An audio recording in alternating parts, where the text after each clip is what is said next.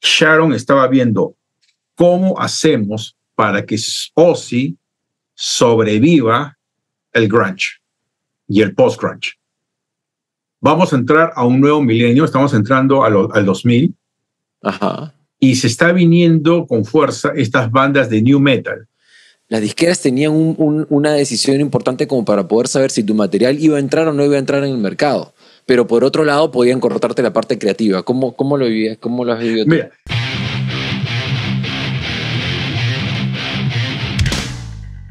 yo que tengo ya 30 años tocando, siempre he querido saber, ¿no? Es como que venga alguien y me diga, ya mira, esto se desarrolla así, en 5 años vas a tener esto, en 7 años va a pasar esto, en 10 años vas a llegar acá.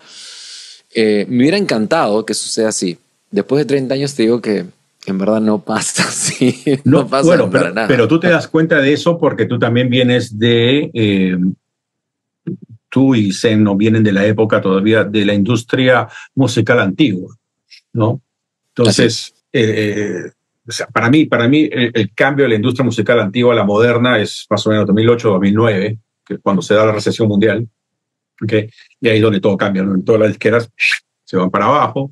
En el caso tuyo, pues tú has visto todavía una época en la cual había una industria mundial y que se trabajaba de ciertas maneras.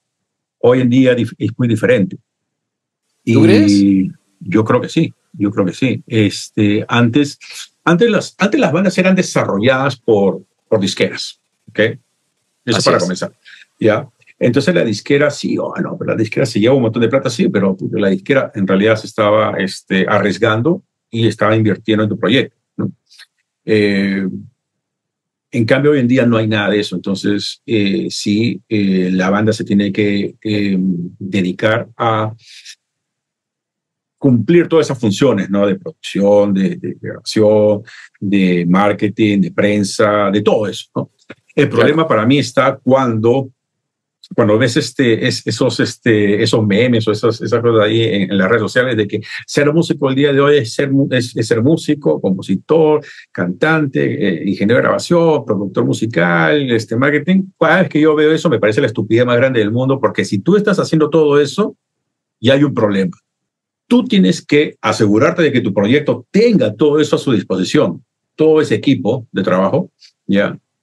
Pero si tú te estás dedicando absolutamente a cada una de esas cosas, entonces no lo vas a hacer como se debe. O sea, tú necesitas tener las personas correctas para que te maneje. Ajá. Tienes que tener la persona correcta para que te haga prensa.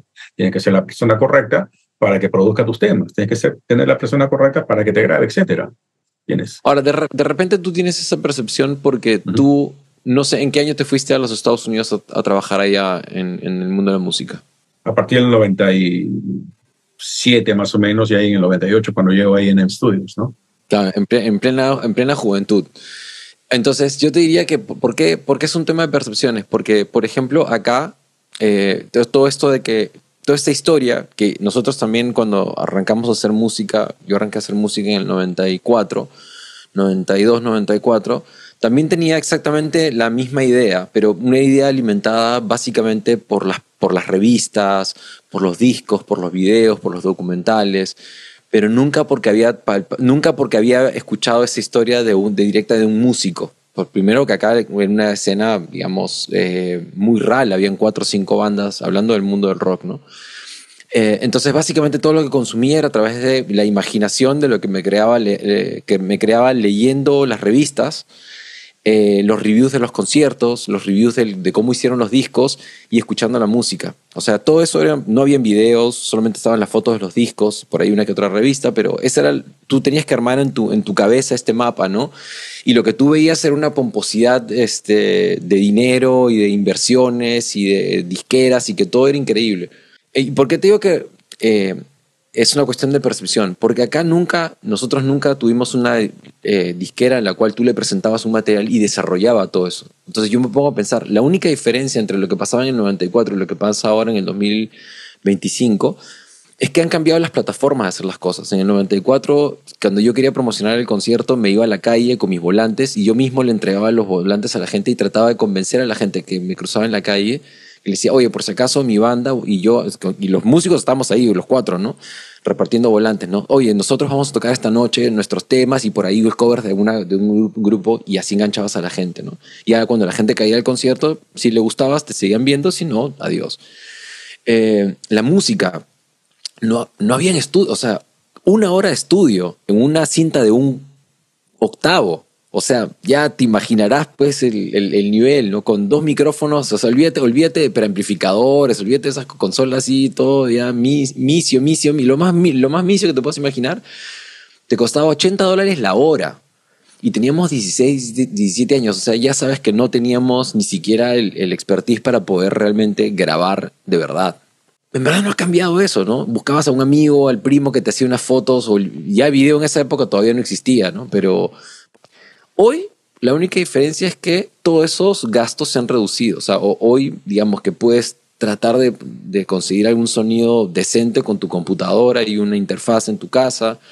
Puedes hacer un video con tu teléfono, pero las promociones, la creatividad y que no haya nadie que te diga cómo desarrollar tu producto o cómo invertir tu dinero o cómo promocionar, no ha cambiado en nada. Sigue siendo exactamente lo mismo. Cada uno sigue bailando con su pañuelo. Ahora yo te lo voy a poner de otra manera. Yo creo que en el Perú, entre la industria antigua y la industria moderna, en la industria musical, hoy en día ustedes están mejor que antes. Sí. Okay. Precisamente porque tú estás diciendo, o sea, ahora hay mejor tecnología, ¿okay?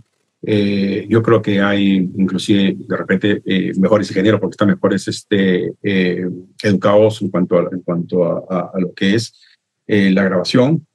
Pero a la vez hay otra cosa.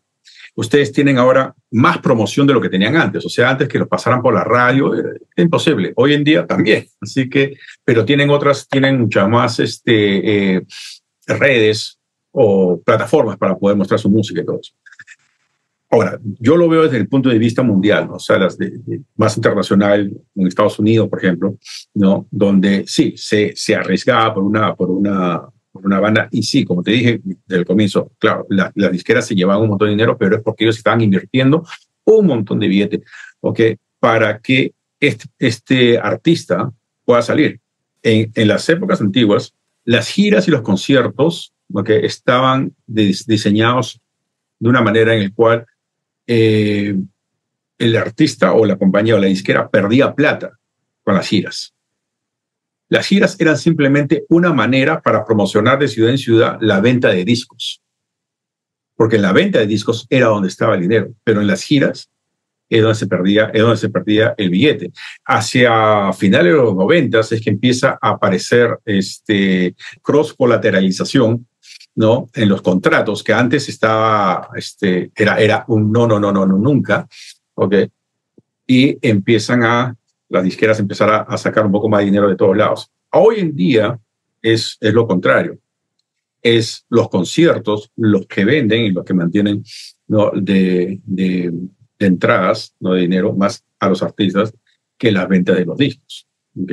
Pero en esas épocas los conciertos estaban diseñados para que sean simplemente una manera de empujar venta de discos en todas las ciudades. Como cuando apareces en el programa, en el late night show, tope de un país y que la gente te ve y compra el show.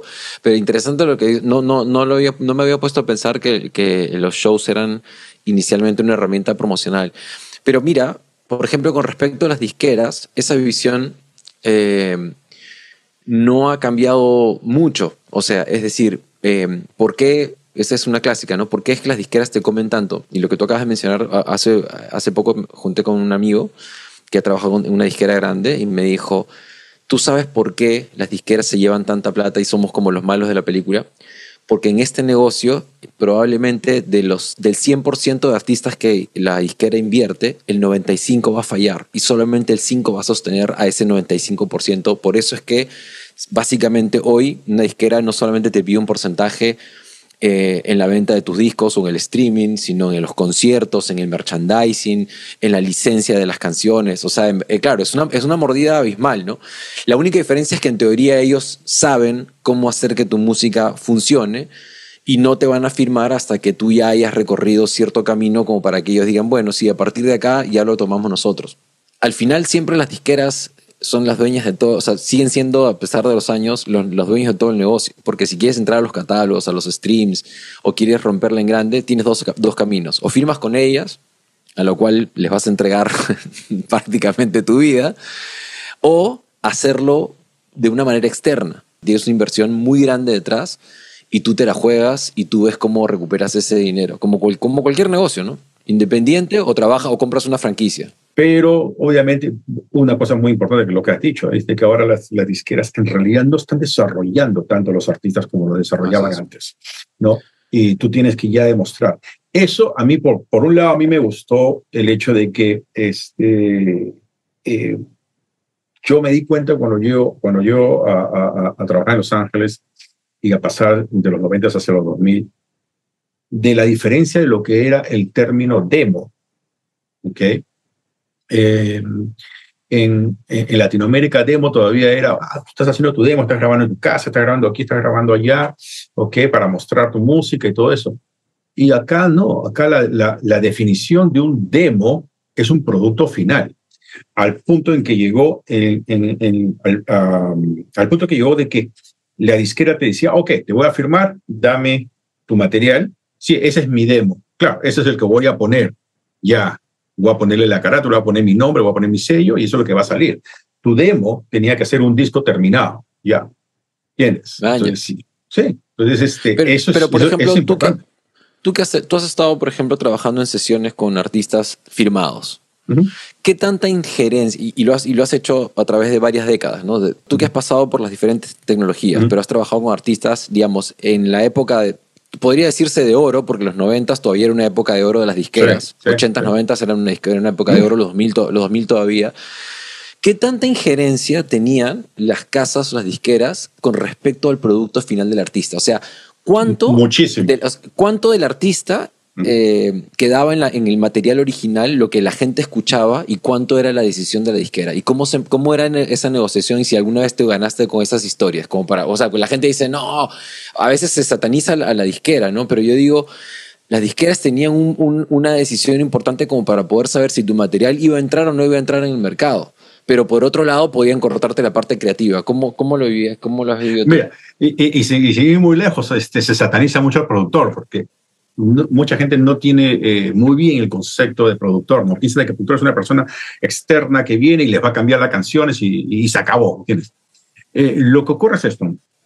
Debido a que había una carrera musical y había una industria musical, entonces hay ciertos parámetros y ciertos protocolos. Entonces tú sabes que tienes que ir por ese camino, ¿ok? Ya, y ese camino es que vas a ir con una disquera y todo eso. Tú sabes que vas a tener, tarde o temprano, vas a tener un AIR, un A&R ahí que va a trabajar con ustedes, ¿ok? Ya, pero en esas épocas los A&Rs tenían dos cualidades bastante conocidas. Una de ellas era de que podían ser parte de la cosa nuestra, que podían ser de la mafia, ¿ok? Ya, pero la otra era de que eran musicalmente orientados musicalmente, eran educados musicalmente, ¿ok? Entonces entendían muy bien de que algo funcionaba o algo no iba a funcionar. Entonces se metían ahí y trataban de ayudar a trabajar con este artista. ¿Qué pasa? Si te pones a pensar ahorita, generalmente hacia los años 2000 ya y terminando los 2000, los artistas que empiezan a salir, yo me acuerdo de esto, porque era bastante importante, era siempre que había entrevistas ya estaban todos preparados acerca de decir qué edad tenían. Entonces tú decías, yo tengo 22 años, yo tengo 23, cuando tú sabías que todos ellos tenían 34. ¿Ok? Ya.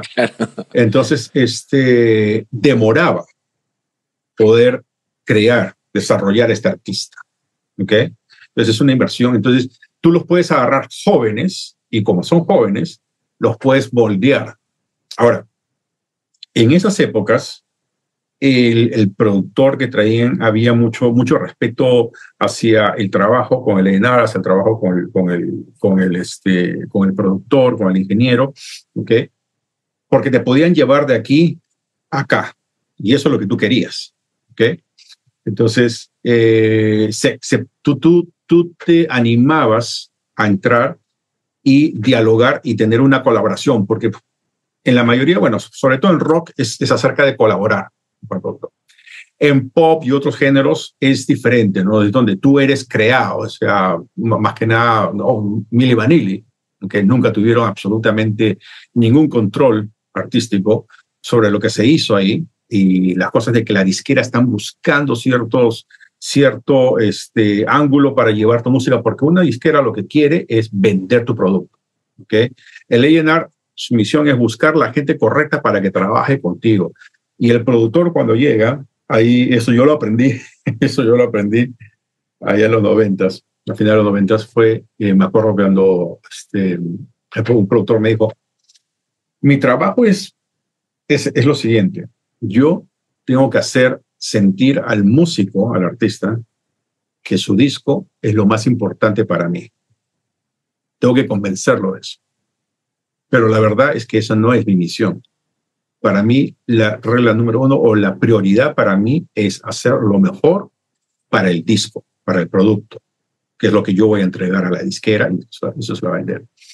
Muchas veces el artista no sabe exactamente por dónde es que tiene que ir para poder llegar a maximizar, a potenciar su arte, ¿ok?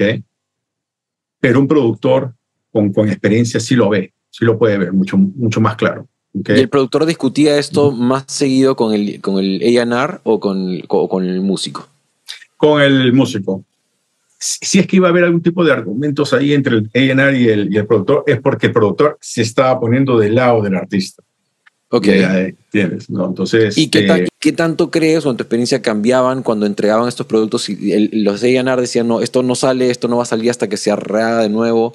¿Era frecuente o por lo general la visión del músico y del productor bastaba con ciertos cambios mínimos? Con lo del A&R yo lo he visto muy poco, ¿ok? Como te digo, o sea, el que el A&R se involucre, ¿ok? En la parte creativa era muy difícil en esas épocas, ¿ok? Porque el A&R precisamente eso es lo que estaba buscando, era buscar el equipo perfecto para que entre ellos le entreguen algo y que sabía que esa gente iba a trabajar para darle un producto de calidad, ¿no? Y yo, por ejemplo, estábamos trabajando una banda que se llamaba, en tiempo pasado, Sinistar. Y con ellos trabajamos y ellos metieron un tema que estaba en la película Heavy Metal 2000, ¿okay? Cuando todavía no estaban firmados. ¿Okay? Entonces, el productor era no solamente el productor musical, sino también era el compositor o co-compositor de los temas. ¿Okay? Entonces, cuando estábamos en el estudio, estábamos trabajando, estábamos a punto nosotros ya de mezclar. Es más, yo estaba seteando todo para mezclar en el estudio A ahí en Henson. ¿Y qué es lo que pasaba? Que el A&R quería llevarlos por otro lado, ¿okay? Pero el productor estaba, digamos, del lado del artista. ¿Por qué? Porque él era co-compositor de todos los temas, ¿okay? Claro. Entonces el A&R dijo, no, me voy a llevar esto acá y se lo voy a dar a Brendan O'Brien para que Brendan O'Brien termine la producción de este disco. O no que termine la producción de este disco, sino que cambie la producción de este disco, ¿okay? Y esta banda, cuando ya una vez que Brendan llegó, al final terminaron gastando $2 millones en ese disco, ¿ok? La banda salió de gira con Limp Bizkit, abriendo para Limp Bizkit. Y yo me acuerdo que fue en un septiembre que salió el disco. Y para octubre, la gira fue justo antes de que salga el disco. Entonces, en la gira, cuando ellos estaban abriendo para Limp Bizkit, ellos estaban anunciando, nuestro disco sale en septiembre, bla, bla, bla, bla. Salió el disco y en octubre ya no había banda. Pero es medio un error garrafal salir a girar si no tienes el disco, ¿no? Muchas disqueras empujaban a estos artistas jóvenes con un artista como Limp Bizkit, que está justamente cuando estaban con The Nookie, ¿ok? Ya estaban arriba, entonces los ponían para que sean la banda soporte en todas las giras grandes, ¿no? ¿Ya? Y de esa, acuérdate lo que decía, los conciertos eran para empujar. Promocionar, claro. Promocionar la venta. Entonces tenías ahí la banda, entonces iba a tocar. La gente estaba yendo a ver a Limp Bizkit, pero esta banda era muy buena, ¿entiendes? Era muy buena. ¿no? Y entonces la gente decía, mira, esta banda es muy buena, me gusta. Ahorita que salga el disco, le decías a tus amigos, ahorita que salga el disco lo vamos a comprar.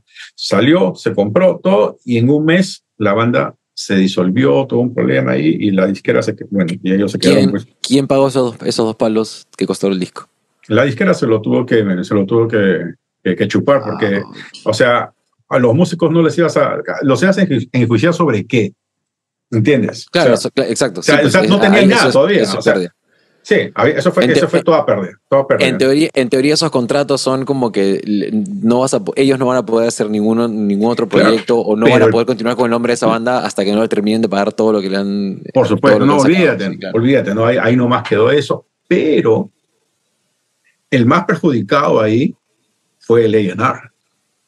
Y después de eso, nunca más volví a escuchar nada de lo que el A&R empezó a sacar. O sea, él fue precisamente el que, no sé, él tenía unas ideas, me contó historias de que él fue el responsable de Nuki, ¿no? De que él fue el que le dijo a la banda, no, mira, vamos a sacar el verso de esta canción y el coro de esta canción y los vamos a pegar y vamos a hacer de Nuki, ¿no? Y años después, cuando yo trabajé con Terry Date, y le conté, oye, ¿es verdad esto acá? Y Terry Date me quedó mirando y me dijo, ¿quién te contó eso? El nombre del A&R. Y le digo, sí, él me dijo eso. No, eso es falso. Eso es falso, compadre.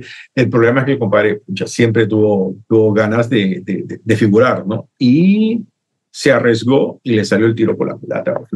Okay. A mí me llama la atención, por ejemplo, un poco por saber cómo se toman las decisiones cuando tienes un producto ya firmado y que de alguna manera ya funciona, ¿no? Sobre todo desde allá, como yo te digo, acá ahora tenemos esta información porque en las entrevistas, en la última década, tanto la gente, las estrellas de cine como las estrellas de la música se han sentado a sincerarse a través de podcasts, de entrevistas, a contar su historia, de la cual probablemente no sea tan glamorosa como mucha gente la imaginaba, ¿no? Muchos consumidores de música o de arte en general. Y por ejemplo pienso en una banda, en un artista con quien tú has trabajado de cerca, que es Ozzy. Uh-huh. Me llama la atención poderosa porque, por ejemplo, ¿quién tomaba las decisiones musicales con respecto a su carrera y cada década? Por ejemplo, cuando él en los 80s aparece a tocar con, no sé, giraba con los Motley, con Guns y qué sé yo. Digo girar en el sentido que estaban todos en un ambiente donde vendían discos y eran cabeceras de carteles, ¿no? Y tenía esta figura, pues, no, media demoníaca, donde él aparece, pues, siempre con sangre, con estos elementos medios, con trinches y mil cosas, ¿no? Luego cuando pasa toda esa época y entra el grunge, musicalmente también entra un cambio. Y recuerdo mucho una entrevista que le hacen a Zakk Wylde cuando él llega al estudio a grabar y se pelea con Sharon porque él no quería grabar una canción compuesta por Dave Grohl, quien ya había tenido éxito con Foo Fighters. Sin embargo, la grabó. O sea, claro, es el disco... Es el Down to Earth. Down to Earth. Sí. Y entonces te das cuenta que hay un artista, hay una línea musical, pero cada cierto tiempo van adaptándose a las nuevas tendencias. Yeah. Por más que necesariamente no les guste a los músicos, pero hay una idea de trabajo y de industria que hay que sostener un negocio. Y eso es algo que acá no se entiende. O sea, yo entiendo que cuando formas una banda y le explicas esto, no voy a decir acá en la escena, sino me refiero cuando tienes una banda y somos 4 o 5 individuos y estamos tratando de, oye, mira, hay que hacer esto porque esto funciona así, y si esto no funciona hay que cambiar si queremos que esto sea rentable. Y siempre va a haber elementos que te dicen, no, te estás traicionando a ti mismo. ¿Cómo funciona desde allá cuando tienes un artista que ya vende? Ya, ok. Mira, te voy a poner un ejemplo muy claro. Bueno, acá hay que tener un poquito más de responsabilidad. Entonces, el artista tiene que tener una combinación de componer desde acá, ¿no? Uh-huh. Pero tiene que pensar que va hacia allá, hacia el público, ¿ok? Ya, una cosa es que tú compongas de tu corazón una canción para 15 personas, incluyendo a tu tía y a tu primo, y otra cosa es que compongas algo que tú estés orgulloso de que lo has compuesto, pero para millones de personas. Pero a mí me tocó trabajar con Eagles. Y la manera como los Eagles estaban trabajando ese disco, que ya por el 2008, 2007, 2006, no me acuerdo exactamente, era de que cada día llegaban temprano en la mañana hijo de puta, le gustaba madrugar a las 9 de la mañana, teníamos que estar en el estudio, está madre. Súper no rockstar, nada rockstar, pero había que estar a las 9 de la mañana en el estudio y cada uno traía una canción y empezaban a ensayar la canción, la escuchaban, la ensayaban y más o menos a las 12 empezábamos a grabar y a las 3 de la tarde se iban todos, ¿ok? ¿Ya? Entonces, le venían pidiendo a Joe Walsh, le venían pidiendo su canción. Oye, ¿cuándo vas a traer tu canción? Ya la voy a traer. El jueves la traigo, el martes, la próxima semana. Hasta que un día trajo la canción, entonces llegamos, entonces ellos estaban escuchando la canción, estaban ensayando, De repente nos damos cuenta de que no había ruido, nadie estaba tocando, ¿ya? Y pasaban los minutos y seguían sin tocar, estaban conversando. Entonces, yo me voy al cuarto en vivo y estaba teniendo una conversación ahí Glenn Frey, que en paz descanse, con Joe Walsh. Y me pongo al costado de ellos porque tenía que decirle, no sé qué cosa tenía que decirles. Y Glenn Frey le decía a Joe Walsh, mira Joe, si cuando tu canción termina, el público no está silbando, taradeando o cantando el coro de tu canción, esa canción ya no sirve. Ya has perdido el tiempo en esa canción. ¿Okay?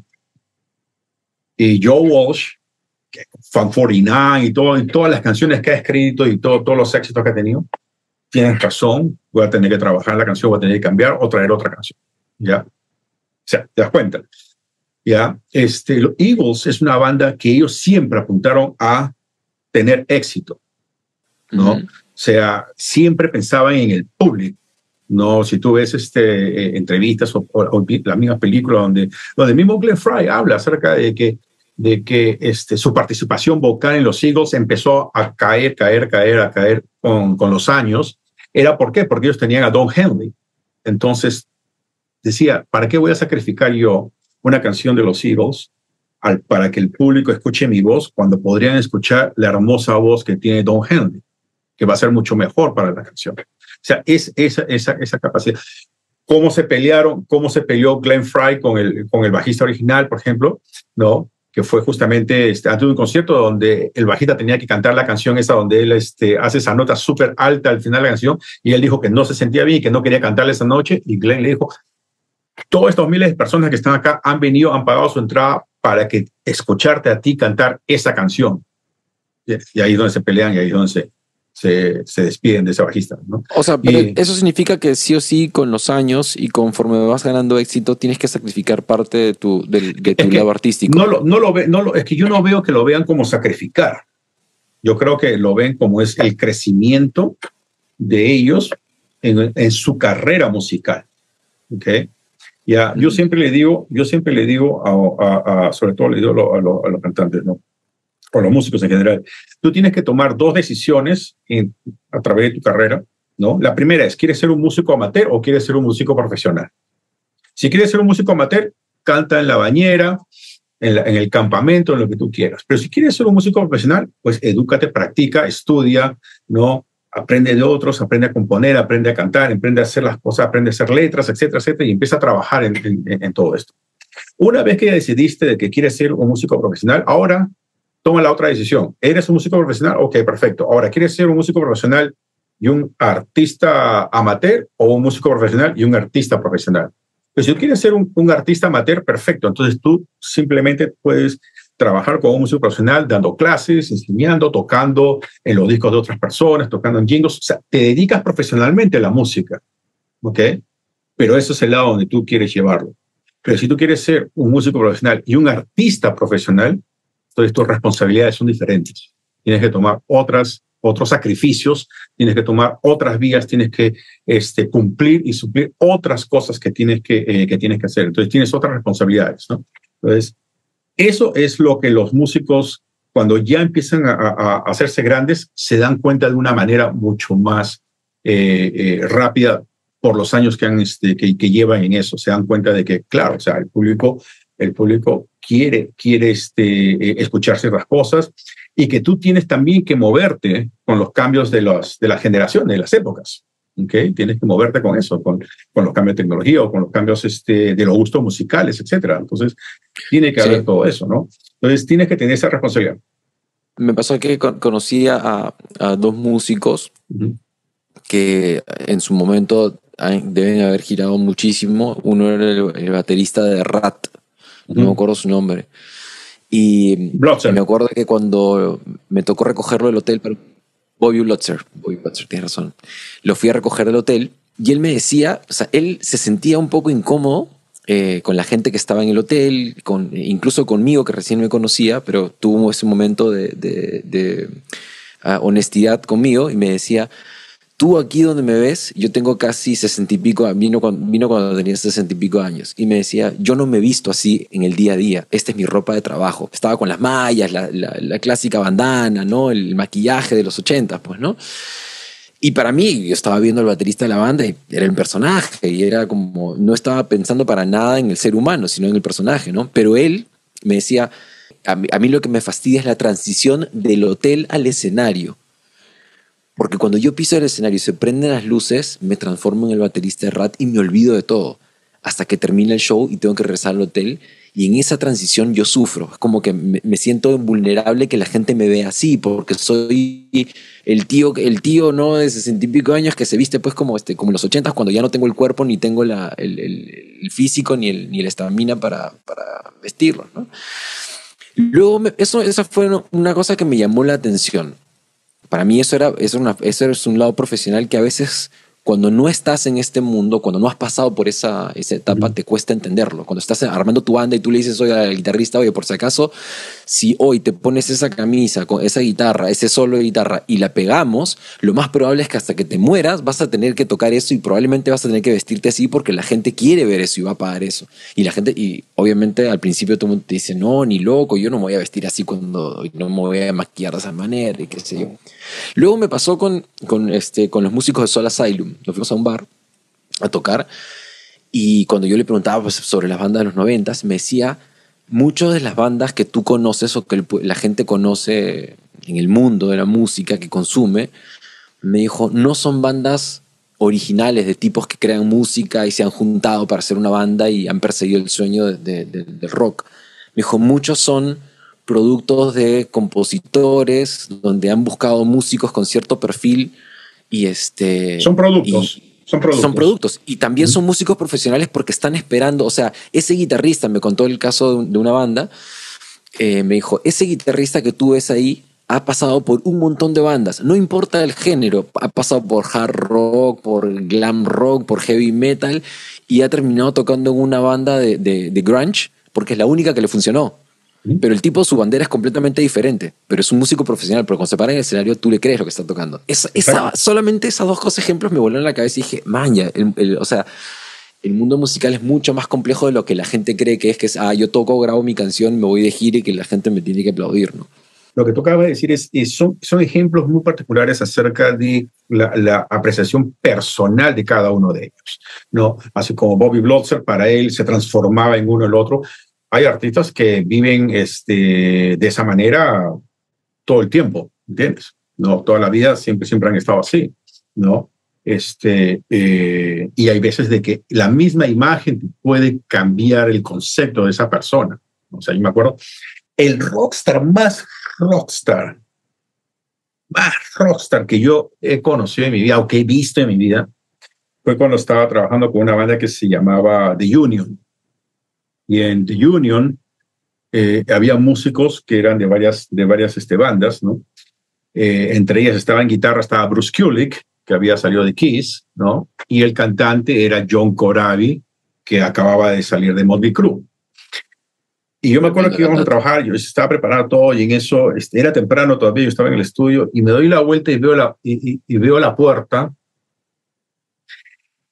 y este compadre así con el cabello, o sea, puta, o sea, parecía que estaba listo para una sesión de fotos, weón, con todos los anillos, las cadenas, o sea, era un rockstar, era el Eh, más eh, rockstar que vio y era John ¿Estás hablando Corabi, estás hablando con Abby? Ok. sí, y era Corabi, ¿no? Y lo quedo mirando y dijo, mierda, o sea, y le han dicho de que vamos a ir a tocar ahorita a un estadio o le han dicho que vamos a ir a grabar al estudio, ¿ya? Y yo dije, puta, ¿qué tal Rockstar? Lo que se me viene esta noche. Y no, weón, puta, una de las personas más humildes, tranquilas y puta, más fáciles con los que he trabajado, ¿no? ¿Ya? Y como te digo, o sea, el look te puede cambiar la apreciación inmediata, ¿no? Pero una de las cosas es esta, así como Bobby Blotzer se transformaba, hay otros que no, hay otros que todo el día están y tienen el mismo look, ¿no? Porque es la manera como se sienten cómodos. Y yo creo que tiene que ver mucho con el que te sientas cómodo, pero lo importante es que al final del día tú tienes que darle una imagen, ¿no? Vender una imagen como parte de lo que eres tú como artista, ¿no? Vender esa imagen, ¿ok? Ya, cuando yo estaba de gira con Lichmo, bueno, que en la parte de atrás del bus nadie se sentaba ahí atrás generalmente porque ahí estaba, después de los shows, ahí colgaban todas sus ropas, ¿entiendes? Ya, después del show, para que se secara ahí, puta, y olía a sudor de 4 semanas ahí, ¿entiendes? Porque no, todos los días no ibas a ir a limpiar la ropa, ¿entiendes?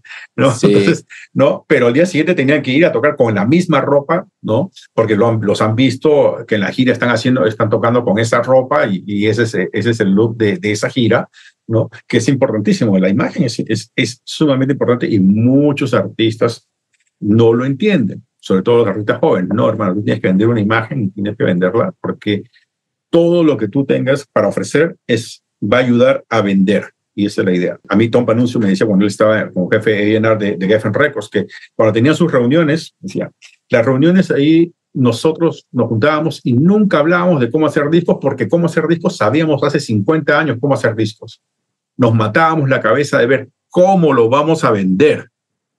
¿Cómo vamos a vender a ese artista? Lo único que se habla es cómo los podemos vender, por dónde los metemos, por dónde los entiendes. Entonces, es importantísimo de que tengas que darte cuenta de que verdad, una carrera en la industria musical es una carrera, no es un hobby. Por eso, si tú quieres un artista amateur, sé un artista amateur, pero si quieres un artista profesional, tienes que tomar todas las decisiones, tienes que seguir esos protocolos y tienes que llevarlos a cabo, ¿no? Para llegar al público. Ahora, regresando a lo que estabas diciendo temprano acerca de la parte de qué tanto afecta la composición o cómo se hacía, por ejemplo, en el caso de Ozzy. En el caso de Ozzy, él ha tenido no diría una mutación de él, pero una mutación de cómo ha trabajado él a través de los años. ¿Okay? Y una de las cosas que son ciertas es esto. La banda más pura con la que él ha trabajado en su vida fue Black Sabbath. Black Sabbath fueron niños de Birmingham y empezaron a componer y así ha sido su carrera, así ha sido la carrera de ellos, componiendo y donde ellos eran los que estaban trayendo una música un tanto diferente a lo que había, porque sí habían otras bandas ya que estaban yendo por ese lado, pero ellos son los más famosos, ¿no?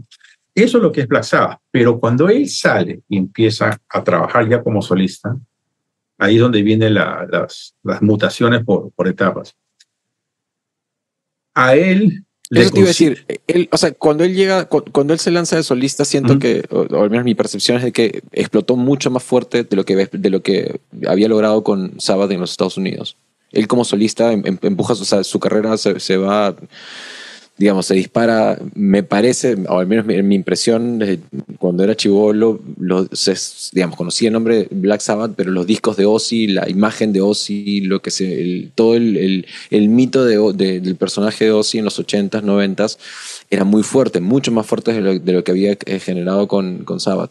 Pero también siento que con los años tengo la impresión de que llegó a un punto que él no tomaba muchas decisiones o él no tenía mucha injerencia sobre la música que iba en sus discos. Desmiénteme si me equivoco. Hasta cierto punto sí, hasta cierto punto no. ¿Okay? ¿Qué es lo que ocurre? Lo que tú acabas de mencionar es algo muy, muy, muy importante. Black Sabbath. Salían los 4 ahí. ¿Ok? Eran los 4. Cuando salió Ozzy Osbourne, salen, y aquí es donde está la genialidad de tener gente que sabe hacer las cosas, ¿ok? Porque no todo el mundo tiene esa capacidad. Paul Stanley tuvo la capacidad de diseñar las letras de Kiss y que se quedaron. Tú tenías a Freddie Mercury que había estudiado diseño y todo eso y que diseña el logo de Queen. Y a Ozzy, ¿qué le traen? O sea, si te pones a pensar, Ozzy Osbourne, el logo, o sea, la manera como como Claro, en letras doradas estaba, si no me equivoco. la letra roja con el logo dorado y todo eso. Ujú. Tienes, o sea, ese logo, tú te acuerdas, ese logo pertenece a un patch en tu chaqueta, ¿entiendes? Wow, ¿tienes? Entonces todo eso ya se empezó a trabajar con Ozzy. No, ahora hay que tener en cuenta una cosa, obviamente cuando a Ozzy le ponen los músicos para empezar a trabajar, no era Ozzy Osbourne. O sea, se trajo bajo la idea de que esto iba a ser una banda llamada Blizzard of Ozz. ¿Ok? Y les dieron por el costado, y cuando sale el disco, ya en lugar de ser Blizzard of Ozz, era Ozzy Osbourne's Blizzard of Ozz. ¿Entiendes? Entonces era Ozzy, y ahora el nombre del disco era Blizzard of Ozz. ¿Okay? Pero, es decir, la banda que grabó ese disco tenía injerencia, como, o sea, tenían la idea de que iban a salir en un formato de banda y fueron traicionados al final. Iba a ser una banda llamada Blizzard of Ozz, sí. Sí, así es. Entonces, pero le pusieron músicos, le pusieron a Randy, está Bob Daisley, ¿ok? Bob Daisley definitivamente fue una de las grandes personas que llegaron al campamento de Ozzy. O sea, Crazy Train. O sea, la melodía, estoy más que seguro de que es entre Randy con Ozzy, que escribieron la melodía vocal, que es increíble, pero la fuerza de esa letra, y que todo el mundo hasta el día de hoy lo canta, esa letra de Bob Daisley, ¿no? Entonces, que era el bajista, ¿no? Pero entonces en esas épocas todavía tenía una banda en la cual él estaba colaborando, ¿ok? Estaba colaborando, pero el management estaba moviendo para que sea una colaboración hacia Ozzy Osbourne. Fallece Randy, y le vuelven a traer a otra persona que pueda colaborar con él, que es Jackie Lee, ¿no? Ya. Ya empiezan los problemas de management a ser un poquito más, ya no lo ponía, ya no lo hacían de taquito, sino lo hacían de frente, ¿no? A Jake Lee de frente ya le quitaron los créditos de composición, etcétera, etcétera, ¿no? Pero ya venía ahí todo venía del management, ¿no? Ok, sale Jake y siempre era ponerle músicos, o sea, nunca era una banda, sino siempre era él, el artista, con músicos que puedan tocar. No, le trajeron a otro músico, como era pues Zach, que podía tocar, que tenía presencia y que podía componer, ¿no? Y toda la cosa iba así. En la transición hacia la segunda mitad de los 90s, ya hacia el 2000, ahí es donde la cosa empieza a cambiar. ¿Por qué? Por lo que tú has mencionado de que, bueno, si cambió la música, era más grunge. Y hacia la segunda mitad de los 90s, Ozzy cambia, ya tienes a Joe Holmes ahí tocando guitarra, y su presencia empieza a perder fuerza. ¿Por qué es que nace el Ozzfest? El Ozzfest nace porque Sharon quiso meter a Ozzy en Lollapalooza y le dijeron que no, que no encajaba, y ella dijo, ok, por acá, entonces yo voy a hacer mi propio festival, y nace el Ozzfest, ¿no? Entonces, para esas épocas, cuando yo empecé a trabajar con Ozzy tenía, la primera vez que trabajé con él ya tenía 51 años. Y Ozzy ya estaba listo para retirarse. Ya lo había visto todo, ya había consumido todo, ya había afectado su cuerpo, la parte psicomotriz de su cuerpo ya se había visto afectada, ¿no? ¿Y económicamente podía retirarse también? Mira, es que ¿cuánto dinero necesitas? ¿Entiendes? Exacto. ¿No? ¿Cuánto influye? Claro, o sea, tú te puedes retirar, ¿no? Teniendo un plan para retirarte, puedes retirarte, pero si ese plan involucra de que tienes que mantener un tren de vida, mantener un cierto estatus, etcétera, etcétera, entonces se hace un poquito más difícil, ¿no? ¿Ya? Sharon es una persona, Sharon es una fuerza. Sharon es una fuerza de la naturaleza con la cual tú no quieres chocar, ¿ok? Tú definitivamente no quieres chocar o no querías chocar con Sharon Osbourne, para nada. Por eso te saqué a colación esa nota, porque había esa entrevista que leí donde Zakk Wylde le preguntan sobre este disco, ¿no? Sí, ese es el disco que venía justamente ahí. Y él se pelea, y él cuenta que se pelea con Sharon porque le dice, o sea, ¿cómo yo no voy a grabar solos de guitarra creados por alguien que toca menos guitarra que yo? con alguien que no me ha demostrado que puede hacer mejores canciones que las que puedo hacer yo? ¿Por qué no contratas a otros músicos? ¿Por qué no nos llamas? ¿Por qué no nos pones a la banda a llamear? Y ella le decía, Zach, tienes que confiar en lo que te estoy diciendo, porque si no ese disco va a salir con esas canciones sí o sí, quieras tú o no quieras estar en la banda, ¿no? Y y creo que poco tiempo después de eso, él se retira de la banda. Black Label ya estaba ya. Ella tenía Black Label. Okay. Pero ella digamos, todavía no le metía mucho punche. No es que él no le metiera mucho punche, es de que el público todavía no le entraba a Black Label todavía. ¿Ok? Ya. Porque Black Label es una banda nueva. ¿Entiendes? ¿Qué ocurre en esas épocas? Ya, de que en el 99 ya Ozzy no tenía, ya no estaba con los discos, con la venta de discos, estaba solamente haciendo giras con lo de Lost Fest cuando hacía sus presentaciones. Llega el año 2001 y entre 2000 y 2001 se empieza a trabajar la idea de hacer un nuevo disco para Ozzy. Pero Ozzy ya no tenía a su socio, que era Zach, ¿ok? Entonces no tenía una banda en ese momento que se sintieran como que podían producir un disco ya para Ozzy Osbourne. Entonces, entre 2000 y 2001, ¿okay? Empiezan a traer diferentes productores, compositores, etcétera. Entre eso de ahí estuve involucrado yo, porque se trajo diferentes compositores, y aquí es donde también viene algo de lo que te mencioné acerca del demo. El demo no existe, ¿no? Ahí fue donde yo lo aprendí. Una de esas personas con las que llamaron para que compusieran, para componer temas para Ozzy fue Robert DeLeo, ¿no? Entonces, habían traído pues Robert DeLeo de Stone Temple Pilots, lo tenía Dave Grohl, claro, ¿no? Dave Grohl, bueno, etcétera. Y el productor, uno de los productores era Tim Palmer, que había producido pues Pearl Jam, creo, ¿no? Ya, si mal no recuerdo. Entonces, empezaron a traer composiciones y ahí es donde empiezan a ver esa mutación de cómo era antes, donde Ozzy tenía Randy, tenía Daisley, tenía la banda, y empezaban a componer, y después tenía a Jake, y tenía después a Zach, pero todavía seguía una banda que podía traer cosas. Podías traer personas externas, ¿no? Por ejemplo, Lemmy escribía letras, ¿no? Para Ozzy, ¿no? Shot in the Dark vino desde afuera, por ejemplo, ¿no? Pero eran simplemente algunas cosas que entraban a lo que él ya tenía, que era una banda. Ya cuando venimos para el Down to Earth, eran ya canciones que venían como se administraba en música pop, donde tú tenías un artista, ok, vamos a tener Britney Spears, ya necesitamos traerle canciones de aquí, de allá, de acullá, ¿entiendes? Ya, y para poder sacar un disco. ¿Tú estuviste en la etapa de selección de esos demos? Yo estuve con Robert DeLeo, hicimos 2 temas con Robert DeLeo, sí.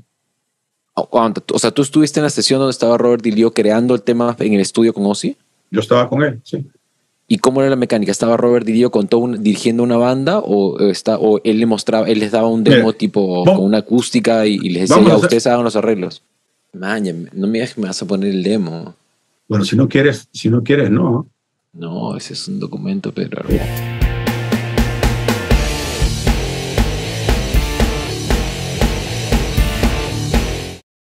Él llegaba con esto grabado. Con Robert, ahí fue que me di cuenta acerca de que la palabra demo no existe, tú tienes que estar siempre preparado. Cuando llega, nos saludamos todos, ¿no? Y él me empezó a preguntar, él me empezó a interrogar a mí, me empezó a preguntar, ¿no? Oye, ¿a qué hora llega Ozzy? ¿No? ¿Quién más viene? Etcétera, etcétera. Y cuando me empezó a preguntar eso, yo dije, ¿qué? No creo que vayamos a llegar a ningún lado. O sea, eso es lo que yo me puse a pensar, ¿ok?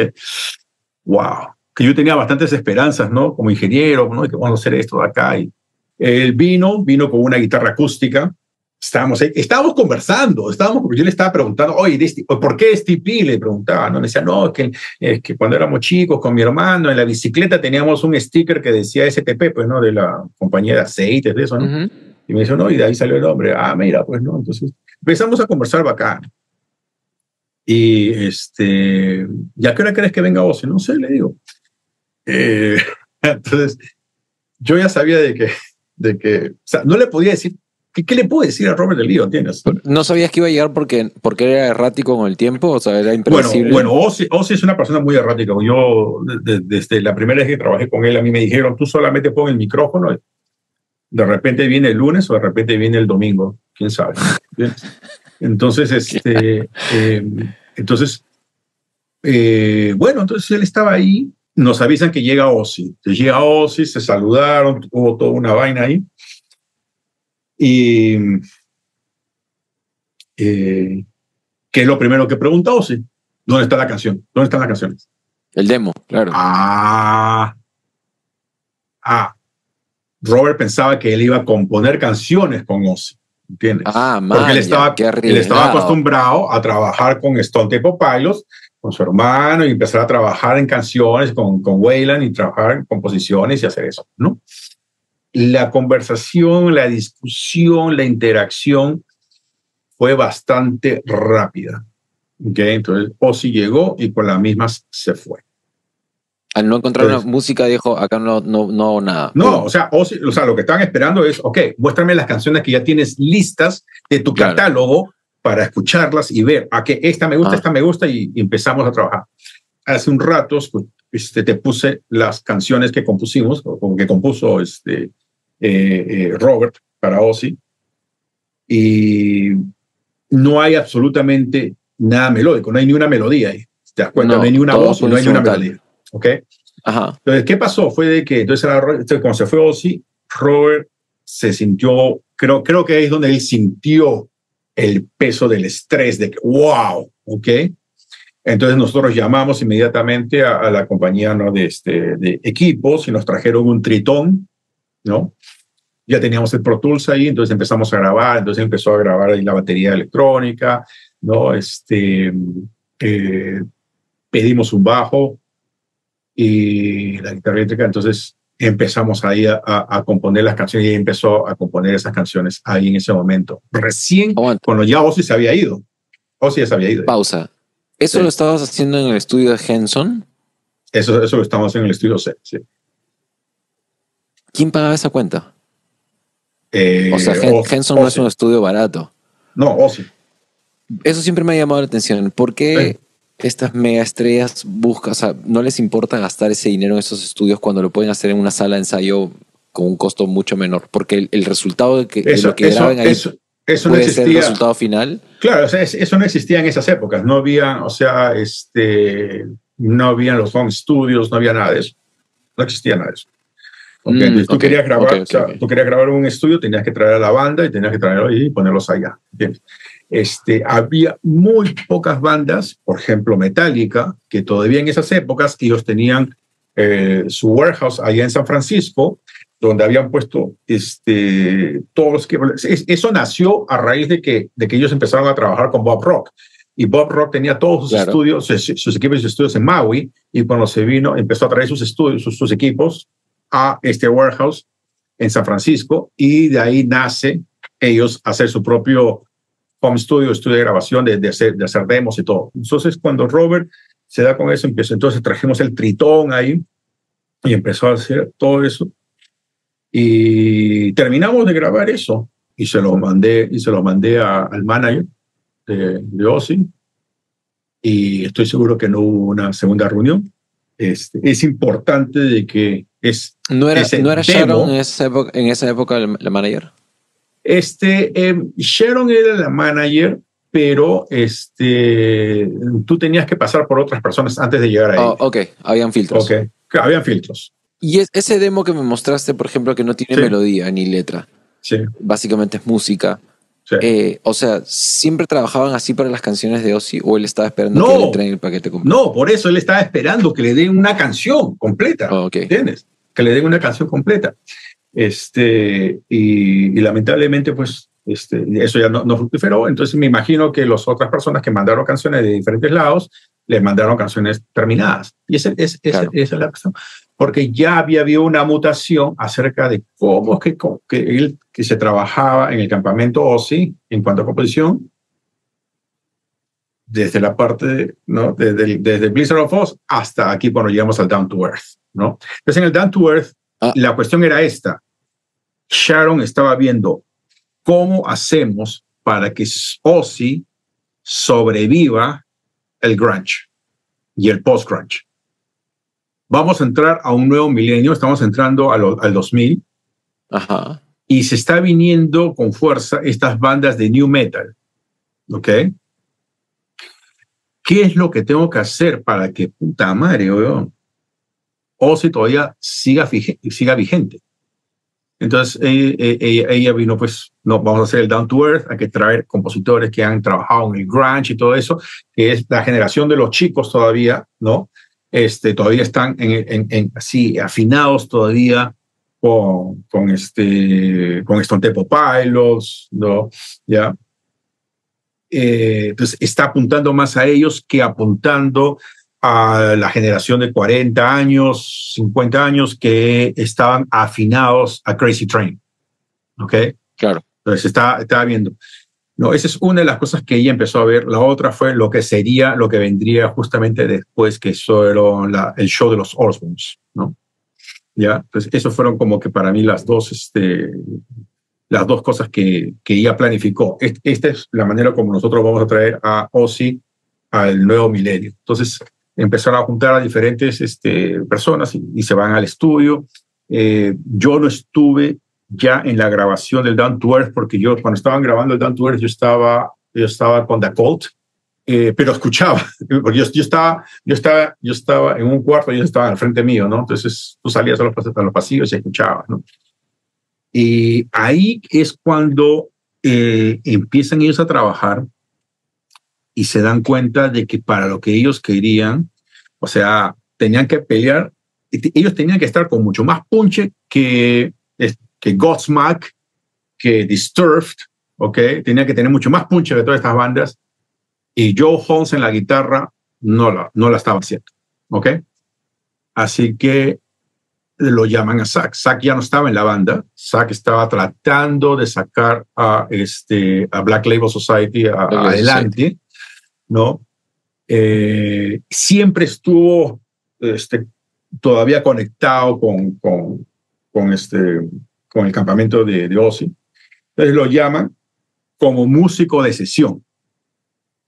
Y es ahí como te digo, no necesariamente que se pelea él con Sharon. O sea, Zack estaba completamente irritado con las composiciones, ¿no? Porque, o sea, claro, o sea, tú lo mencionaste temprano, ¿no? O sea, no eran composiciones. O sea, él me acuerdo decía, carajo, trae a Kerry King para un disco de Ozzy Osbourne, trae a Kerry King que te escriba unas canciones, trae a Lemmy que te escriba canciones, pero no me traigas, y él decía, pues no me traigas a fulano, sutano, simplemente porque trabajaron o porque tocaron en Shitbana, ¿no? Esa era su palabra, Shitbana, ¿no? Con él trabajaban mediodía nada más, ¿no? O sea, Bill Greer me dijo una vez de que con Zack solamente podían aprovechar más o menos 6 horas al día en el estudio.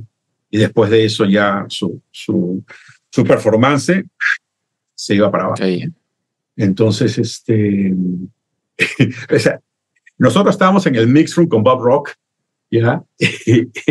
Como te digo, estábamos trabajando The Cult, y ese cuarto estaba al frente del estudio de Henson.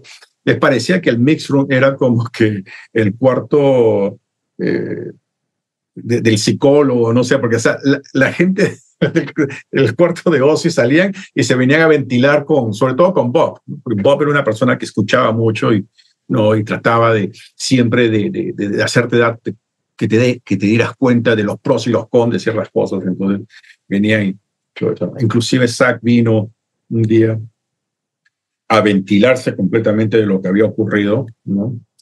Porque Tim quería probar, creo que una Stratocaster o una tele, no me acuerdo si era un Strato o una tele, ya en un JC120, un amplificador de jazz, ¿no? ¿No? Isaac le dijo, te la voy a hacer bien fácil.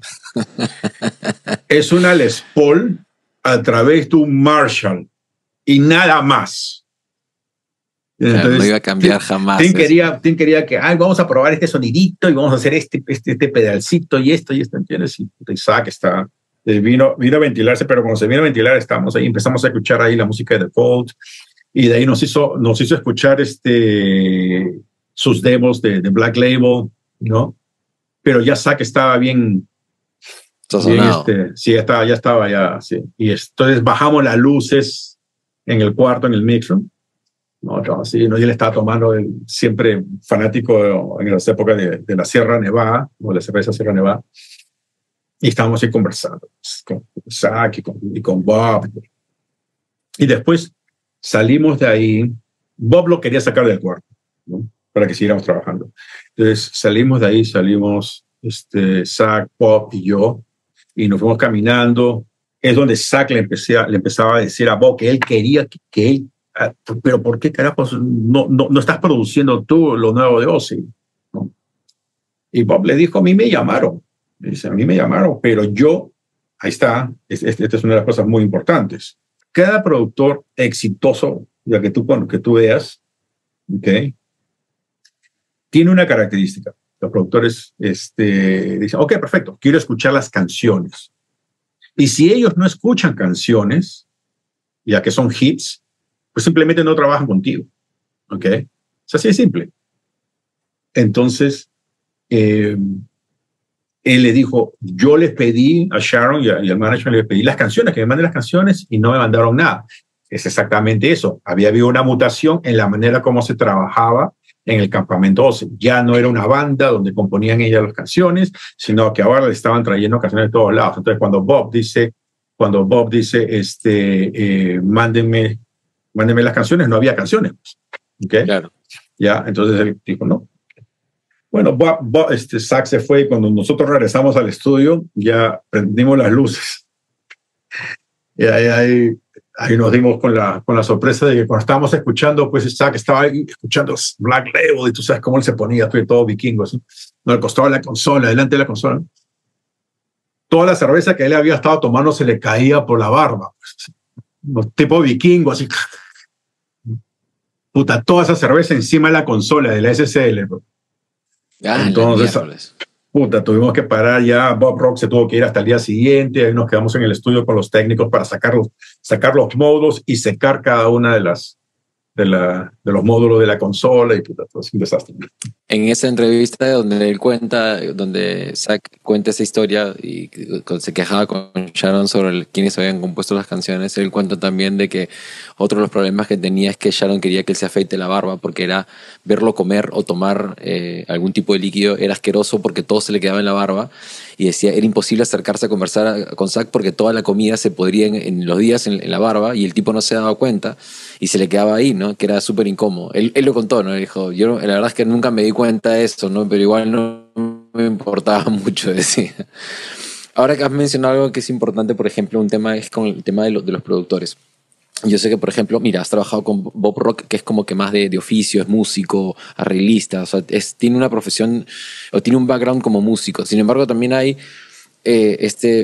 productor o gurú también que le ha pegado muchísimos discos muy buenos, que es el otro lado de la moneda, que es Rick Rubin, quien te dice, francamente, dice, yo no toco ningún instrumento, no sé manejar un compresor, no sé manejar, por ende no sé menos una consola y muchísimo menos un amplificador y efectos y nada de eso, que su talento está solamente en escuchar. Y me acuerdo que, por ejemplo, una anécdota que en algún momento siempre Rick Rubin se encontraba con los YouTube y le decían, algún día tenemos que hacer un disco juntos. Y hasta llega el día en que los YouTube lo llaman y lo convocan para hacer el disco, ¿no? Se encuentran en el estudio, llega Rick Rubin y les dice, vamos a tocar, vamos a escuchar los demos y a darle vueltas. Y ellos le dicen, no, así no trabajamos. Nosotros entramos al estudio, grabamos, llameamos y nos vamos. Y los productores se quedan cortando, editando lo mejor y nos dicen, bueno, acá está la canción, si hay que, y que básicamente en la historia de YouTube lo único que se reinterpretaba y se escribía después eran las letras y las melodías, pero básicamente la música y la batería y el bajo eran muy pocas veces se retocaban y quedaba lo que se había quedado grabado en estas sesiones de jam. Y Rick Rubin les dijo, yo no trabajo así, yo necesito escucharlos a ustedes ensayar 1000 veces un tema completo arriba abajo para ver dónde están los errores y corregir si es que hay que corregir y si no, no. Y no pudieron trabajar juntos. Y aquí, este preámbulo es como para preguntarte, o sea, en tu experiencia, ¿cuánto, digamos, cómo saber cuál es el productor que necesitas? ¿El que te escucha y que no sabe nada? ¿O digamos, es uno en un millón, es un fenómeno lo de Rick Rubin y es una idea que en verdad no siempre funciona y es siempre mejor tener a alguien que maneje la parte técnica y la parte compositiva? Mira, a ver, sí, Rick Rubin es todo un caso.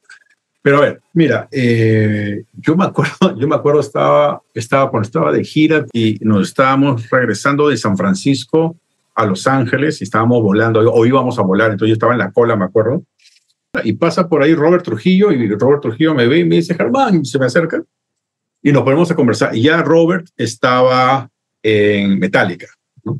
Entonces empezamos a conversar y salió el tema de Rick Rubin, porque ellos estaban trabajando con Rick Rubin en ese momento, no Metallica, ¿no? Y le pregunto, precisamente ¿Qué disco hicieron con Rick Rubin? Pero sí. Ahí me agarraste, ¿ah? Sí los vi trabajando en el documental con Bob Rock, que probablemente nunca había visto a un productor llevándolo a los extremos de su paciencia, sí, cuando hicieron el documental de la grabación del disco de Metallica. Dije, y ahí dije, Bob Rock es... Yo salgo en los primeros minutos, así, estoy sin barba y tengo cara de bebé. Voy a chequearlo. A mí eso, yo no soy muy fan de Metallica. Yo siempre discuto esto con mis amigos, sí, porque el Saint Anger a mí sí me gusta. Me parece que tiene unos riffs increíbles y más allá de la tarola, me parece que fue una jugada innovadora, pero me pareció que llamó la atención. Yo estuve cuando estaban haciendo el video del Saint Anger, estaban haciendo una colaboración con un rapero que era Ja Rule. Estamos grabando, este es el estudio B, acá estaba grabando ¿Ese es Kirk Hammett? Sí, ese es Kirk Hammett. Maña.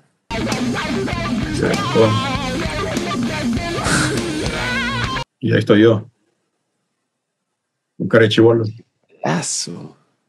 Qué bestia, 6 amplificadores. De los 6 estamos usando solamente 5. Igual, con uno era más que suficiente. Sí. La cuestión es que cuando conversé con Robert Trujillo, y cuando Robert Trujillo me para ahí en el aeropuerto y me empieza a hablar, y yo le digo, bueno, ¿cómo le está yendo con Rick? Y me dice, mira, es increíble, me dice. ¿Okay? Es lo mejor que nos ha podido pasar. Mira, ¿por qué? Y me dice, porque nosotros trabajamos, ensayamos, practicamos las canciones y él viene cada 3 semanas, ¿no? Y nos dice qué cosas hay que cambiar y todo eso. Entonces, eso nos da a nosotros la oportunidad de nosotros trabajar el disco como nosotros necesitamos trabajarlo, y es solamente venir a cada 3 semanas a darnos un par de ideas, ¿no? Contestando a tu pregunta, para mí, y esto lo he dicho siempre en múltiples entrevistas, pero para mí existen 3 tipos de productores, ¿ok? Y siempre digo de que eso no quiere decir que uno es mejor que el otro, ¿ok? Ya. Pero tú tienes el productor A, el productor B y el productor C, o podríamos llamarle productor 1, 2 y 3, ¿ok? Entonces, para mí el productor 1 es el que compone las canciones y hace absolutamente todo para el artista. Entonces, tú tienes a este compadre que escribía todas las canciones y dijo, voy a poner un par de muchachos para hacer este proyecto, y él crea NSYNC y crea Backstreet Boys. Pero todas las canciones son de él. Él es el dueño de todo. Él es el dueño de los dos. ¿Okay? El productor 2, ¿ok? Ya, es el productor que se sienta contigo y empiezas a colaborar con él musicalmente. ¿Ok? Empiezas a trabajar, ver los arreglos, ver esto, estructuras, tempos, letras, y empieza a ser el más uno de la banda, el miembro más uno de la banda, ¿entiendes? ¿No? Pero hay una colaboración ahí, ¿no? Entonces, productores así, pues es Bob Rock, ¿no? Brendan O'Brien, Claro. ¿ok? Ya, yo me considero que soy un productor número 2 de esa categoría, ¿ok? Y el productor C, o el productor 3, ¿no? Ya, es el productor que se sienta ahí a escuchar lo que estás haciendo y empieza a mirar, ¿no? Así, de una manera periférica, ¿no? Empieza a mirar todo así. Y se asegura de que tú vayas de A hasta B, sin perder tiempo pasando por C, D, E, F, G, H, I, J, K, hasta, ¿entiendes? Entonces, ese es Rick Rubin, ¿ok? El que simplemente así se orienta, te orienta así, ves de afuera y te orientas. La cuestión es esto. Lo importante es que el A&R o el mismo artista, ¿ok?, se empareje con el productor correcto para su proyecto. Entonces, cada uno tiene que ir, ¿no?, de acuerdo a lo que el artista necesita. Entonces, un artista que puede trabajar con Rick Rubin o con los productores en la categoría 3 tiene que ser una banda autosuficiente. Tiene que ser una banda que puede autoproducirse y que necesitan un supervisor. Una persona que les diga, no, prueben esto mejor. Ok, y que lo pueden ejecutar y que lo pueden hacer. ¿Entiendes? Mierda, no habíamos pensado en eso. Sí, claro que sí. ¿Entiendes? ¿No? Entonces, por eso que tú tienes que emparejar al productor correcto con el artista correcto también. Entonces, Vaya, si no, que con esa de los 3 ahí ya mataste varios pájaros de un tiro, porque la gente siempre se mata porque uno dice, bueno, debo conseguir un productor. ¿Qué tipo de productor? Aquel que te dice, mira, yo creo que esto funciona así, como lo has descrito tú, mejor imposible. Pero la cuestión es esta. Pero que te interrumpa. Sí. No, pero es muy delicado. Es muy delicado esto también, ¿ok? Yo tuve una conversación hace tiempo con una banda de México, ¿ya?, que había estado teniendo cierto éxito internacional. Entonces me llamaron para producir su disco, ¿no? Entonces tuve una conversación con todos ellos, lo hicimos en Zoom y les expliqué exactamente lo que te acabo de contar, ¿ok?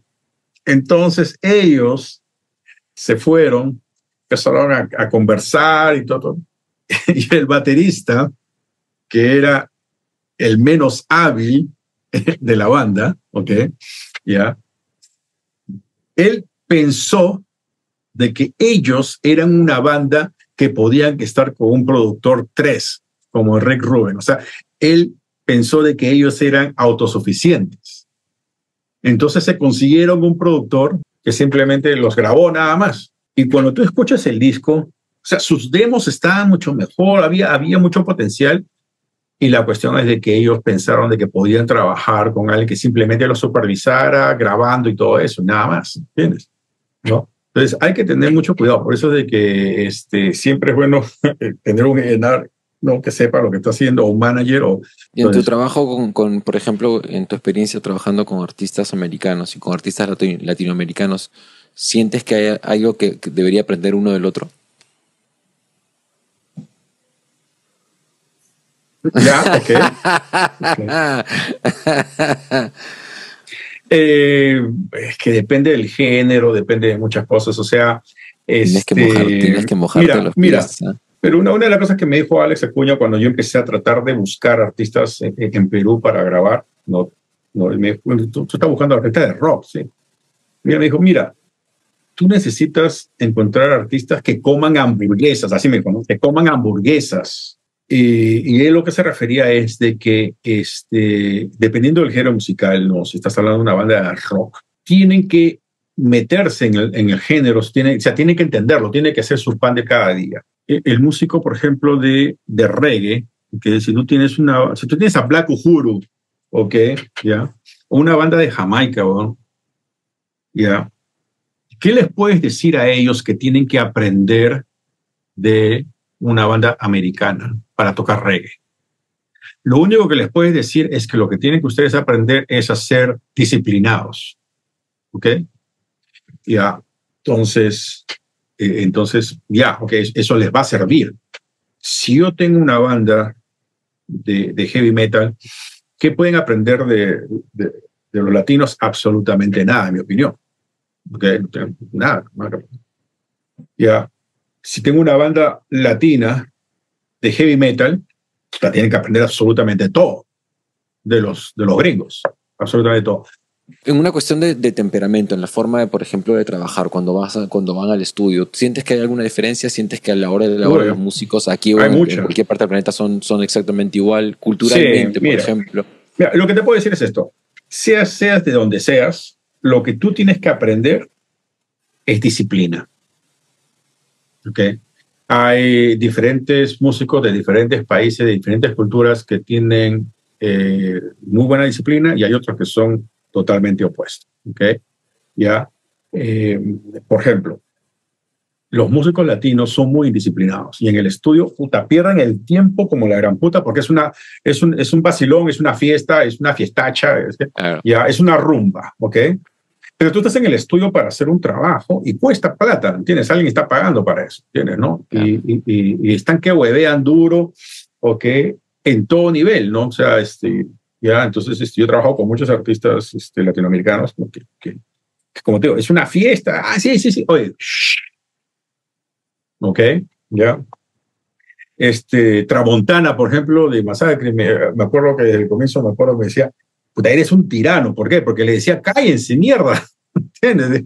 Déjeme trabajar, estoy escuchando lo que está pasando. No, y uno está tratando de trabajar y los huevones atrás. Ay, la puta madre. Es demasiado burdel. Y en todo nivel. Trabajando con Luis Miguel en el estudio A, donde se hizo We Are the World, ¿eh? Puta, me acuerdo que estaba Rafa Sardina y él estaba trabajando y me acuerdo que era músicos de Luis Miguel, o sea, que son los más capos así, latinos, ¿no? Y era una fiesta ahí. Y llegó un momento en que él tuvo que decirle al productor que le dijera que se callen o que se vayan porque debido a que hablaban tanto, él no podía escuchar bien lo que estaba pasando con un compresor y se dio cuenta que estaba sobrecomprimiendo. Cuando yo le dije, oye, tu compresor está sobrecomprimiendo, y me dijo, ay, ya no lo puedo escuchar. Y le dijo al productor, oye, estoy tratando de escuchar y no puedo oír.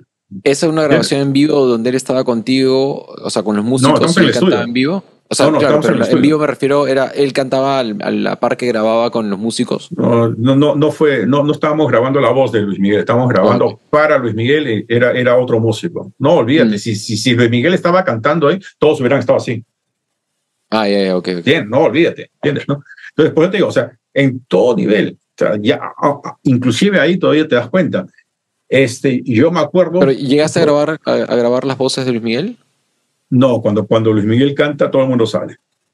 Solamente se queda con el productor. Sí, nada más. Sí, es una cuestión un poquito más hermética. Es igualito que Mariah Carey. A Mariah Carey nunca la vi grabar. O sea, una vez que ella entraba al estudio, tú tenías que salir. Y no se quedaba más que ella pero técnicamente. Dana Chappelle.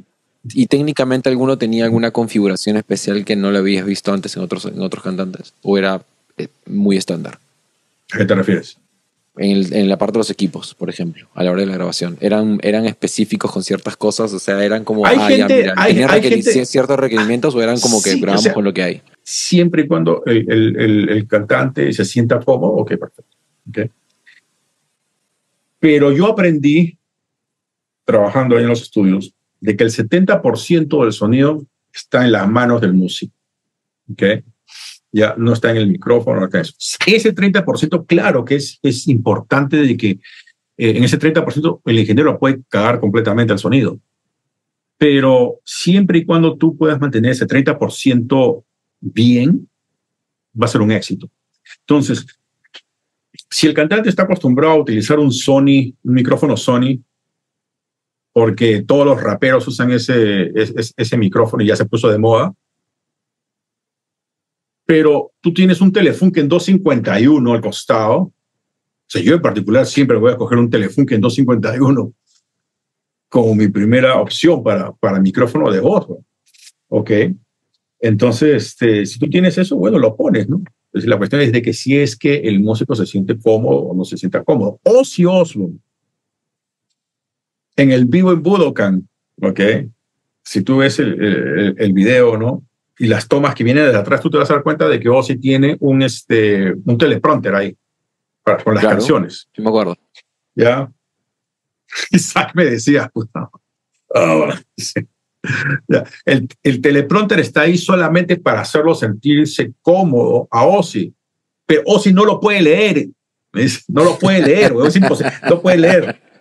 ¿Entiendes? O sea, necesita ponerse los lentes y no moverse para poder leer. ¿Me dice? O sea, está ahí solamente para que él se sienta cómodo, para que él se sienta como que Claro. está, como que todo está en orden. ¿Entiendes? Entonces, lo mismo, ¿no? O sea, pero yo creo que siempre y cuando tengas herramientas que funcionen bien, ¿ok? Y que el cantante se sienta seguro de sí mismo, entonces no vas a tener ningún problema, ¿no? Una pregunta Sí. técnica. Con tu experiencia grabando diferentes cantantes. Eh, Juan Gabriel, Maya. Juan Gabriel, ¿Qué tal?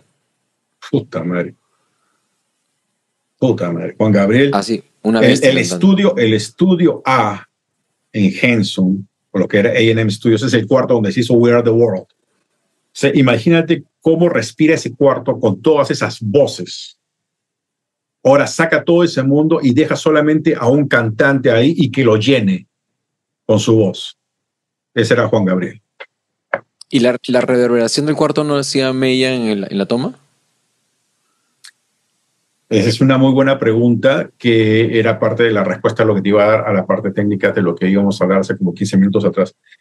El sonido del cuarto o los cuartos de estudios grandes están diseñados para que ayuden al sonido del cuarto. Tú lo que quieres es capturar esa reverberación del cuarto, ¿ok? Ya, tienes que saber utilizar técnicas, ¿ok? Porque ese cuarto te va a permitir a ti aprovechar el sonido. Yo me acuerdo, una vez tuve la visita de un personaje. Estábamos caminando, le hice un tour por el estudio B, después pasamos por el estudio A. Le mostré todos los estudios ahí en Henson. Y él, cuando estábamos en el estudio A, me dijo, oye, Germán, me dice, la verdad es que acá una cosa que me llama la atención es esto. Yo he grabado en tal y tal estudio en Argentina, en los mejores estudios de Argentina, tal, y estoy en un montón de cuartos grandes, y ninguno tiene la personalidad de cada uno de estos cuartos. Yo cuando entro a cada cuarto tiene un sonido, y es la verdad. Cada cuarto tiene un sonido, o sea, un cuarto, o sea, tú escuchas un disco de los Carpenters y tú escuchas, ese es el estudio de A&M Studios. Sí, lo estoy escuchando. Ese es el sonido, ¿ok? ¿Ya? Entonces, cada uno de estos cuartos añaden al sonido. Y hay estudios que por más gigantes que sean, no añaden absolutamente nada a un cuarto y al contrario pueden ser un poquito difíciles, ¿ok? ¿Ya? Entonces, el sonido del cuarto realmente ayuda, ¿ok? A que logres tú lo que tú querías, ¿no? Entonces, Por ejemplo, vi una vez en un mini documental de una banda que se llama Manic Street Preachers, inglesa, están tocando y hay un disco que ellos graban en el estudio de Steve Albini, lo produce él. A raíz de que él había producido El Inútero y se hizo muy conocido por ese sonido y por el estudio y qué sé yo. Y ellos salen de Inglaterra y se van a grabar a Chicago, al estudio de Steve. Y hay una toma interesante porque él está grabando, las voces las graba en un cuarto grande, y la cámara, el sonido que capta la cámara de ese momento de la grabación de las voces es un sonido ambiental y es un sonido muy reverberado, es un cuarto grande donde la voz se siente, o sea, bien reverberada y se siente grande, ¿no? Así, sin micrófono, solamente captado el micrófono de la cámara. Pero al mismo tiempo cuando escuchas la toma del estudio, o sea, ya la toma del disco, tiene esa reverberación, claro, mucho menos por la proximidad del disco, pero se siente como que el mismo cuarto ya tuviera esa compresión natural, no sé si por la reverberación o no sé si es un efecto que a la hora en la mezcla se traduce y se siente como que no hubo necesidad de colocar más cosas. Sin embargo, la toma del cuarto tiene eso, ¿no? Entre la proximidad y el efecto. Pero lo que te iba a preguntar era, una vez yo tuve la oportunidad de escuchar la mezcla de In-Ear de un cantante 80s, 90s, pero así de los tope. Y me llamó la atención porque yo quería escuchar lo que él pedía en su voz en el In-Ear, ¿no? Entonces me pongo el In-Ear, escucho la mezcla y era un exceso de delay brutal. El tipo, yo decía, pues el tipo afuera no canta como una bestia, afinado, graves, agudos, tenía todo el rango completo, pero en su In-Ear tenía una cantidad de delay brutal. Y no cantaba tan fuerte digamos, como aparentemente se veía, ¿no? Y me llamó mucho la atención porque cuando le pregunté después, le digo, oye, ¿por qué no te incomoda grabar, o sea, escucharte y cantar con tanto efecto, ¿no? Y el monitorista me decía, ya no tengo más, porque en un momento en vivo el cantante le dice, más delay, ¿no? Y el monitorista le dice, ya no hay más mix, ya estás al mango, ¿no? Y me llamó mucho la atención porque se dice que los efectos siempre terminan, cuando tú grabas con efectos y cuando los cantantes graban con los efectos ya bueno, puestos en el estudio, tienden a maquillar muchos errores. En tu experiencia, la mayoría de cantantes o los mejores cantantes con los que has grabado, ¿cómo utilizan el efecto? Dado que en los estudios, por lo general, la voz siempre es bien seca porque se graba directo al micro. Y sí, a veces hay un room, pero digamos, no es como cuando estás en la mezcla, no es como cuando estás grabando, o no es como lo que escuchas en los audífonos. Siempre se pide un poco más. ¿Cómo te ha funcionado a ti? Mira, a mí me pasaba de que hay muchas cosas que pasan de tradición en tradición, de boca en boca, sin mucha ciencia, ¿ok? En Latinoamérica sí me he dado cuenta de que muchos de los cantantes, ay, necesito reverb, necesito esto, necesito lo otro. Cuando tú estás en Estados Unidos, no, no te piden. Los cantantes de verdad no te van a pedir tanto. Pero en realidad el reverb lo escuchan porque cuando están usando audífonos, ¿ok? Entonces el cantante quiere escuchar un poco de su sonido en el cuarto. Porque el cantante está acostumbrado a estar sin audífonos, está cantando. Y de repente, ok, listo, sí, ya calenté ya. Ok, me pongo el audífono y ahora no estoy escuchando lo mismo que estaba escuchando un minuto atrás. Ok, ya, entonces quieren escuchar eso. Para mí, el mejor reverb siempre tienes que tener un buen cantante para comenzar, ¿okay? Un cantante afinado. Yo siempre cuando grabo, por ejemplo, tengo fotos ahí con Eva Young, donde estamos en el estudio A, ¿no? de Henson, y ella está cantando, le hemos hecho una casita, ¿no? Para los gobos, ¿no? Donde ella está cantando, y yo tengo micrófonos, más o menos un micrófono a unos 3 metros alejado de ella, y un poquito tapado por el gobo. O sea, el gobo está atrás del gobo. ¿Okay? O sea, tú no ves el micrófono. Y después tengo uno más o menos unos 8 metros más allá, ¿entiendes? Capturando el sonido, la reverberación del cuarto. Ese reverb natural es lo mejor que puedes tener tú en una mezcla. Es increíble. Ahora, si el cantante no canta y tienes que afinarlo, ya te jodiste porque no vas a poder afinar el reverb. ¿Okay? Ya. Pero si tú le mandas eso a los audífonos al cantante, va a ayudar. Pero necesitas tener un cuarto en el cual la acústica del cuarto realmente ayude. Y no hay. Claro. Y los cuartos, generalmente, los home studios no están diseñados de esa manera. ¿Okay? Entonces, les tienes que poner un poquito de reverb. Ahora, en sonido en vivo, esto de acá que tú me estás contando, no sé en qué año habrá sido. Si son in-ears, tiene que ser de esta última década, ¿no? Sí, últimos 5 años, 4 o 5 años. Entonces, ahora, ¿qué es lo que pasa? Es de que se han acostumbrado ya tanto los in-ears de que ahora, en realidad, la mezcla en los audífonos tiene que sonar un disco. ¿Ok? Tiene que sonar un disco. Si no suena un disco, entonces no funciona. Yo, por ejemplo, estuve de gira, pues, no, he estado haciendo giras con Nick Carter y ahora ya estoy en el equipo técnico ya. Pero cuando a mí me llamaron, yo no sabía hacer absolutamente, nunca había hecho monitores. ¿Okay? Entonces, cuando el director musical me llama, él me dice, yo no te estoy contratando a ti porque tú sepas cómo funcionan los monitores. Eso lo vas a aprender. Pero lo que tú vas a hacer y la percepción por la que te estoy contratando es porque es por el motivo que nadie te va a enseñar a ti a mezclar. Tú sabes mezclar. Eso es lo que yo quiero. Y yo lo que quiero es que tú mezcles, que eso suene a disco y que nos lo mandes a los oídos. ¿Okay? Claro. Entonces, hay diferentes cantantes. Nick usa un solo lado de los audífonos, ¿ok? Con su música. Cuando él está con Backstreet Boys, sí usa los dos, ¿ok? ¿Ya? Pero él usa solamente un lado de los audífonos, entonces el otro no. Entonces, ¿qué reverb le voy a poner?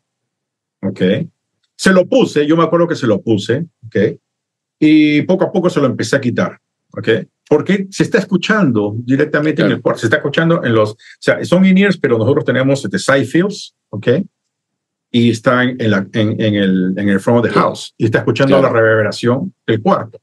Al baterista, por ejemplo, a Jay Hayden, yo le preparé un reverb especial para él, solamente para la batería, y al final se lo terminé quitando, porque a él le gustaba más escuchar la reverberación de su batería en el teatro, en el local de frente. Se escuchaba más, escuchaba mejor, o escuchaba lo que se filtraba por los side fields de su batería. Así lo escuchaba mucho más directo. ¿Utilizabas los micros ambientales en el escenario? Los utilicé y los quité. Me pidieron ¿Qué pasó?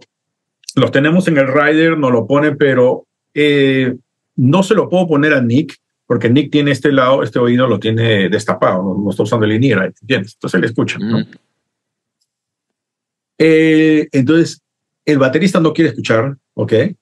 Ya, porque él quiere prestar atención a los demás elementos. Y el director musical es el que le empecé a poner eso, ¿ok? Y se lo terminé poniendo solamente en una canción durante el show, porque él canta, en ese show él cantaba una canción con la guitarra acústica y él cantaba solo con el batería, mientras que Nick se estaba cambiando de ropa. ¿Okay? Entonces había una canción que él cantaba mientras que Nick estaba cambiando el vestuario, ¿no? Y en esa canción él iba a interactuar con la gente y le decía, a ver, es su turno, ¿no? Y les cantaba, ¿no? Y era una canción de Oasis, entonces la gente cantaba. Y entonces, para que él escuche que el público está cantando, yo le ponía los ambientales, ¿entiendes? Ah, claro. Pero después de eso, apagárselos inmediatamente, porque esos ambientales, ¿ok? Ya, te tienes que poner a pensar, o sea, el público de Nick Carter son pues 99.5% mujeres, ¿ok? Claro. Ya, amo a mi mujer, hermano, pero es de verdad un crimen ponerle en los oídos a un músico los ambientales capturando a las mujeres hablando durante el show. Ah, okay. Claro, no me había percatado. Claro, no, durante la cantada todo bien, pero se acaba la canción y esa parte no la quieres escuchar. No, puta madre. O sea, había momentos que estaba así que Su volteaba y me miraba y me decía, teníamos nosotros nuestros, corta eso. Sí, puta madre. No. ¿Cómo? Yeah. La otra sí. Entonces sí, o sea, todo depende, ¿no? O sea, todo depende de que el cantante se sienta cómodo, pero la cuestión es de que mientras más efecto le pones, menos, o sea, claro, le tapan un poco más lo de la afinación, ¿no? Uh-huh. Ya. Hay cantantes, por ejemplo, que hoy en día, pues con todo lo del pop y todo eso, o sea, no pueden cantar en el estudio si no tienen el autotune puesto. Tienen que tener el autotune puesto. Eso es horrible. O sea, es horrible, pero es muy común. Quien se haya acostumbrado a cantar con ese aparatito prendido es terrible porque sientes que tu voz es robótica, que no tienes el control. Cuando quieres pegarle una nota, sientes el glissando es la cosa más incómoda. Alguna vez lo he utilizado cuando recién salió la tecnología y dije, olvídate, sácame esto porque es horrible. Afuera no sé cómo sonará, pero en linear es tú estás dando la respuesta. Tú cantas, tú escuchas eso, te jode. Por supuesto. Los que no les jode son los que no cantan.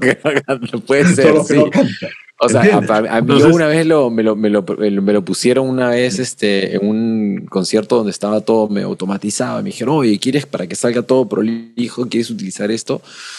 Yo le dije, no, nunca lo he utilizado. A ver, si crees que va a funcionar, ponlo.